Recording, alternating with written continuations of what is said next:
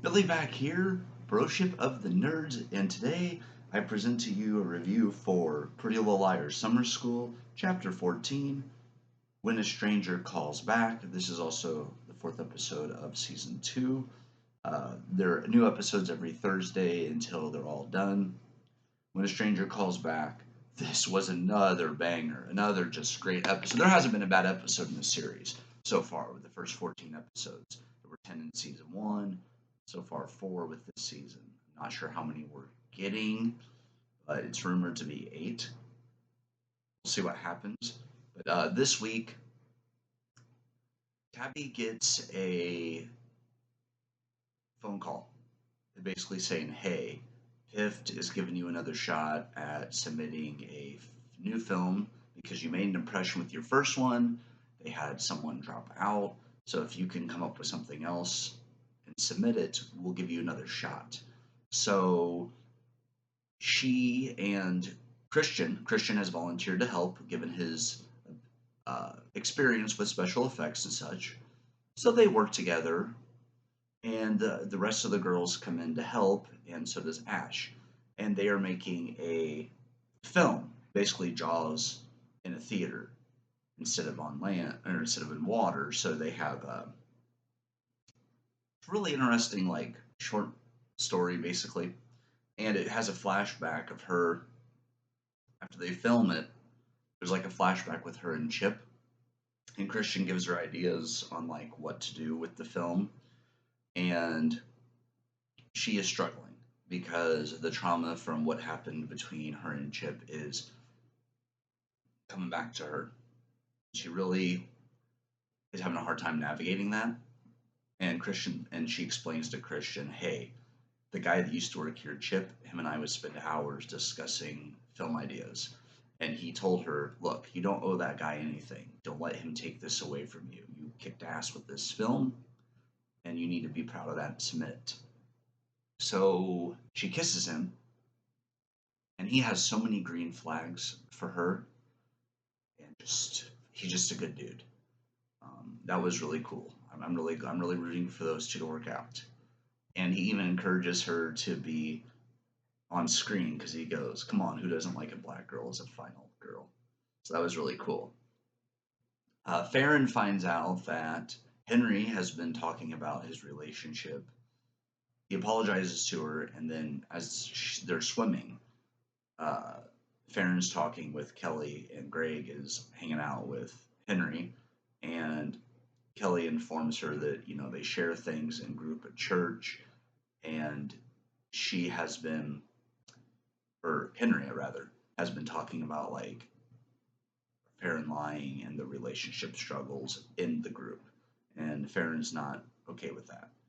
And then Kelly is trying to rebel because her mom is a hypocrite as she is sleeping with, assuming to sleep with Pastor Malachi. So we have that going on. And then Kelly's mom does something to her off screen and she says she'll obey. So she's trying to live just like she's torn between pretty much a cult, is what it feels like, kind of like in Riverdale with the whole cult season they did with the church or with the group or whatever. And this feels the same way, that it's more of a cult than an actual good church with the way things are going. So I don't trust Kelly's mom. I think she might have her own demons and be bad just like her dad was, Kelly's dad, Kelly and Karen's dad, in season 1. So there's that going on. Noah and Jennifer are hanging out at Jennifer's rich dad's house, which, we find out that he pretty much walked out whenever they needed him most, wouldn't help Jennifer's mom with her rehab. Still don't know what her status is, so I'm still kind of like up in the air on Jennifer and her mom. I still feel like they could be possible suspects, but we will see what happens with my dryer's. We will see what happens with all of that. So that was really another interesting subplot. They have so many good subplots. Mouse continues to be a thrill seeker and a frequent visitor of spooky spaghetti, and I don't know, she like even after the death trap, I feel like she is like I said, a thrill seeker, and she goes after all this dark stuff. Imogen is asked by her daughter, Estelle's dads, the adoptive dads, well, the dad, because basically one of the dad's moms passes away all of a sudden. Blake was his name, and the other dad asked for her to watch Estelle, but then she gets a call saying, "Hey, our security system showed one of the windows was open." And we don't know if Imogen did it and just forgot, or she was afraid that Bloody Rose or somebody was coming after her. So she grabs a knife and texts Johnny to come over. And when Johnny gets to the door, opens the door, she's holding the baby and a knife. And he goes, "Do you want me to take the knife and the baby to give you a moment?" And she says, "More than life itself."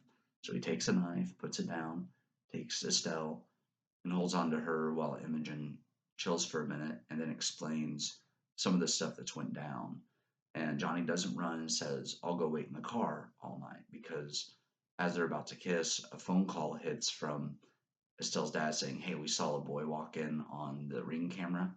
And so she goes, "Yeah, he's leaving right now." So he goes outside and waits in the car, and he keeps true to his word. And I was a little bit worried at first because, you know, Bloody Rose is lingering, so I was afraid maybe he was going to become a victim. But that is not the case. By morning time, whenever dad gets back, she leaves and he's out in his car and they kiss, and I'm all for it. And, like I said, Christian Tabby kiss, I'm all for that. Henry and Farron still having some issues, but they may be able to work it out. We don't know yet.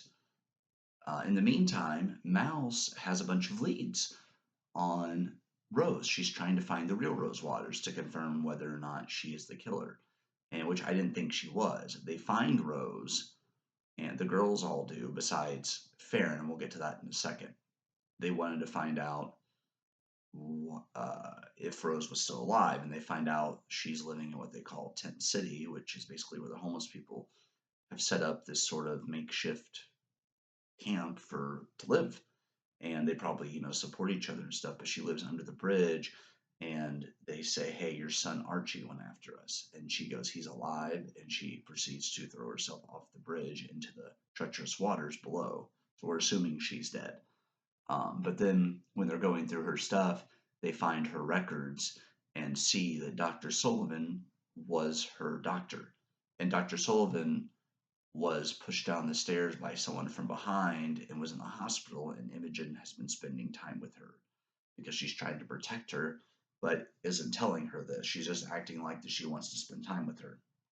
But once again, I think Dr. Sullivan's a red herring because in the original Pretty Little Liars, she came off as a suspect just because it was almost like she was doing her job too good. And so, once again, I think she's being used as a red herring. She's a perpetual red herring because she does have like methods and access to certain things that could easily make her a bad guy. So I think that is really interesting. So that was really cool to see. And this was another good episode. Farron is called by um, Bloody Rose because first she's called by Henry on the cell, and then their home phone rings. She goes, "Oh, screw it." And she answers the phone and she says, "Henry, what do you want?" She goes, "This isn't Henry. This is Bloody Rose." And Bloody Rose says if she is not the scarred, weak Farron of old, she should accept her challenge. So she, without telling the girls or anything, decides to go and puts her cell phone down. And there's a girder there, and it says, "Lift it. And if it hits the ground before time expires, someone you care about will die."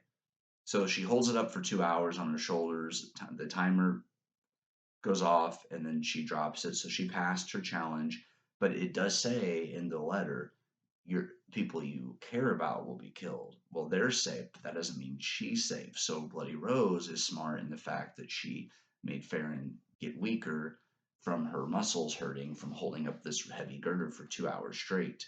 And so she chases her, and Farron puts up a fight, and she ends up taking a cut from a knife, but she climbs the fence and gets out. So whoever Bloody Rose is strong and can go toe to toe with one of the strongest girls. So whoever this is young and strong. And then we also learned that Noah and Jennifer. Noah's idea is to take a Rolex from Jennifer's dad and to sell it to get money.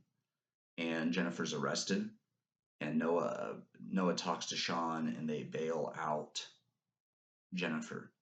But she might just be a delinquent. You know what? I originally said I thought maybe she was part of this bloody roast thing, but she might just be a delinquent who has went through a hard time. So, like I said, a lot of people are still suspects.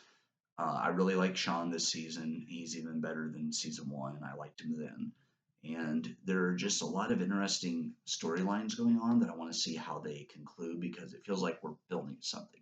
Mal survived her death trap, so did Farron. And there are five more. There are five or possibly four more episodes, and there are three girls who haven't had the death trap. So my guess is that we're gonna see Imogen. Next episode, I think, will be Noah's death trap, and then it's either gonna be Tabby or Imogen. And then after that, the final episode will be a overall final battle with Bloody Rose. And once again, I think they're gonna think they've escaped, but there's gonna be a second one. I do still think there are two killers out there. So we will see what happens. But that is my theory for now, and I would love to hear from you. Leave me a comment. Who do you think Bloody Rose is? How is she connected to the people in this story? Who is she connected to? Do you think it's Chip's mom? Do you think it's someone from the church? Who in the world is Bloody Rose? And I like the way they're doing this season. They just have me intrigued each week. And I like that it's an episode a week because it gives me something to look forward to every Thursday, but it's not too much at once. It's one episode at a time. And once the season finishes, I'm sure I'll go back and rewatch it. You can watch Pretty Little Liars Original Sin, which is the first season, and Pretty Little Liars Summer School on Max. That's all I have for you now. I hope all you liars have a wonderful day. And if you're new to Pretty Little Liars, welcome. Welcome aboard. I think you're seeing the best Pretty Little Liars show with the most coherent story without too much weaseling out of it. It's really great. All right, take care, guys.